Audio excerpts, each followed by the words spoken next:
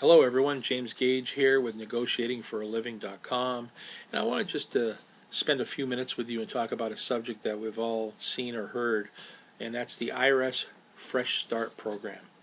You know, is it for real? Is it a lie? Is it a scam? What is it? Why are we just hearing about it now within the last 12 months or so? Well, you know, I've always been told as growing up that the truth is predicated upon basically three things. There's two sides to the truth. One person's side, the other person's side, and then somewhere in the middle is the truth. And like anything else, that's what's here with this Fresh Start program.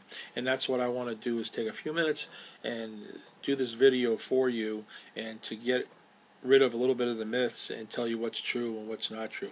But before we get started, I think you should know a little bit about my background. Who are you dealing with? Well, I've had 30 plus years of experience as a federal and state arbitrator, helping people such as yourself settle not only tax debt but litigation problems, rather than hiring high-priced attorneys.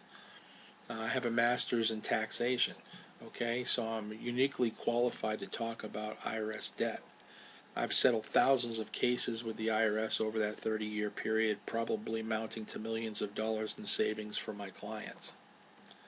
So with that, let's talk about what we're really here to talk about, is the Fresh Start program. Is it real? Every day I get calls in my office about this program, and people think that they're going to just wipe out their IRS debt totally. Is it true? Well, yes and no, and that's probably not the answer that you wanted to hear today, but it's a yes and no answer for this reason. Yes, it's a real IRS program, but no, it's not the way you think. A lot of these scam artists, as I call them, use this to basically hook people into getting into their high-priced programs to settle your IRS debt. In actuality, these programs have been around for years. Just some of the access points have changed, meaning how you qualify to get into some of these programs based on your tax debt have been changed. Actually, they've been lowered in a lot of circumstances where a lot of people can get into these programs. But these programs have been around for a lot of years, and the IRS is actually the ones that put this program together, or gave it this title. I don't know why, maybe to get more interest in settling debt or whatever, but then the national companies, what they did is they jumped on the bandwagon and took this and said, oh, there's a new program out there. And as we see, in actuality, these programs have been around for a long time. What they've done is they've used what's called the cookie cutter mentality. They've taken this slogan about the IRS Fresh Start program, and they've thrown it all over the media companies. But what they're trying to do is, by sending that out to the media and you viewing it on television or a printed ad or listening it to on the radio, they're trying to hook you into their high-priced programs. Okay, so what is the Fresh Start program? Basically, the Fresh Start program is comprised of basically two types of programs. I mean, there are other ones, but we don't really have time to get into them today, but here's the two biggest ones. First one is installment agreements, where you agree through an agreement to pay monthly payments towards your tax obligation. The second one is called an offer in compromise, and the offer in compromise is basically offering a lump sum on your taxes. So let's suppose that you owed $20,000 to the IRS, and that encompassed all fees and interest and penalties and so forth. And you said, I'm willing to give you $10,000. Well, that's an offer in compromise. Now, the IRS is going to ask you for some documentation and so forth to back up that and justify that offer, but it's worth it if you can discount your tax obligation down. That's where you get people hearing on television about we settle case for pennies on the dollar, offering compromise. Do they actually settle for pennies on the dollar?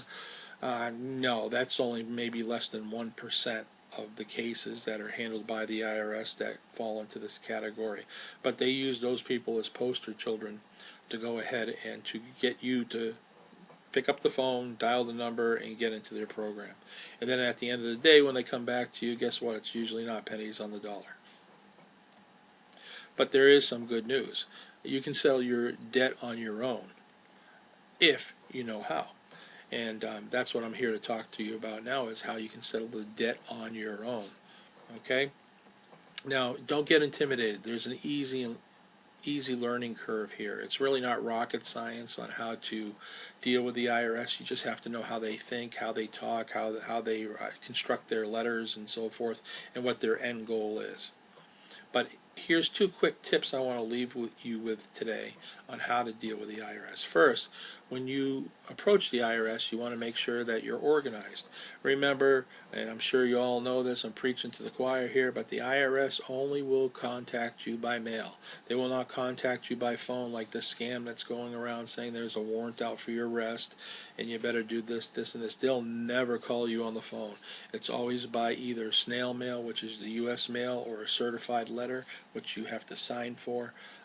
And they basically just stipulate what you owe, what kind of enforcement dates that they have in their computers, and so forth. So once you get those letters, what you're going to need to do is you need to go call them with the 800 number that's provided on your notice. But you want to be organized. You want to have all the documentation you have in relation to that debt in front of you, so when you do get on the phone with them, you want to make sure that you have everything in front of you. That's going to give them the impression that you know what you're doing, and they're more likely to be willing to deal with you in your debt, because you're not saying, hold on for a minute, let me call you back, I gotta go get this, I gotta go get that. You have it all in front of you. Tip number 2 is have your story ready. You know, you have to tell them why you became delinquent in the first place. And the better story you have, and of course it needs to be true, the better off you have. Doing this for over 30 years, I've noticed once I can give the IRS a little background on why the person became indebted to them, the better chances I have to get a favorable settlement from my client.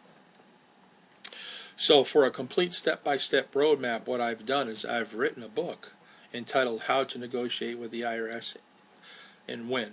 Your GPS roadmap to settling your IRS delinquencies on your terms fast. And that's the key thing, on your terms fast. Because, you know, the IRS is coming to the point where they're starting to realize you can't get blood out of a stone. They can demand anything on you, but are they really going to get it? So I want to teach you how to negotiate on your terms.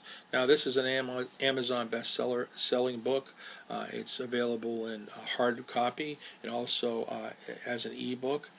If you do not have a Kindle or a tablet device, you can actually download an app right on your computer that will allow you to read ebooks from Amazon. So just go ahead and do a little bit of a Google search, or actually I believe if you go on Amazon, they actually have a spot where you can download that. So what will you learn in this book? Well, first of all, you learn how to talk to the IRS, because there's a specific way that you need to talk to these people. You need to make them feel like you're one of them. Second is how to pay as little as possible. I mean, that's the goal, isn't it? A little money out of your pocket as possible. Prevent garnishment of your wages, because once it gets to a certain point, the IRS starts looking for ways to recover their money. And you don't want to be what I call the ostrich, where you put your head in the sand and you figure, if I just don't answer the letters, they're going to go away. No, what they're going to do is they're going to garnish your wage, and the only way you're going to find out is when your human resources department calls you and says, guess what, the IRS just garnished your wage. Settle your debt for the lowest possible dollar amount. Okay, that's like number 2, but remember, it's a strategy here. When I say settle your debt for lowest possible dollar amount, I'm talking about a strategy. Okay, a strategy, how to negotiate it in increments and so forth, because that's what the IRS is going to do. And with everything else that I've written over the years, you'll get much, much more. Obviously, we don't have enough time in this video to go over everything you're going to learn in the book. But if you look down below this video, you'll see a link. If you click on that, that'll bring you to Amazon, and you can go ahead and order the book, either in hard copy or an ebook. And like I said, you're going to learn a lot about the IRS, the process, and how you can do this for yourself. Like I said, anybody can do this, so I encourage you to go to Amazon and to order the book. And there's a lot of information in there. Actually, there's a way in the book, if you need to talk to me, that I try to be as liberal as I can with my time, where you can email me or actually even phone me up on the phone and talk to me about your particular situation. So hopefully this was enlightening to you, even if you don't owe taxes, but the subject matter was just compelling to you, whether this program was real or not. I hope you got something out of it. Until next time, this is James Gage. Take care.